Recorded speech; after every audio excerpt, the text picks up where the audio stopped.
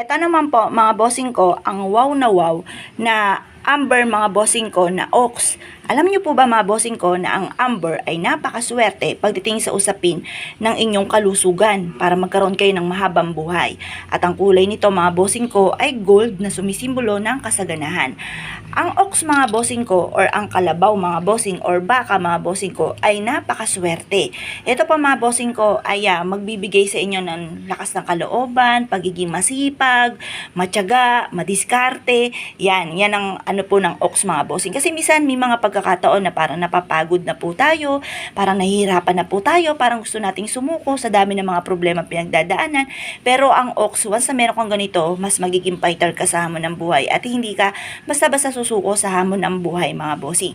Mainam na meron kang ganito dahil ito po ay Amber. Ang Amber mga bossing ko ay isa sa mga pinakamaganda na meron tayo sa loob ng ating tahanan para lahat ng miyembro ng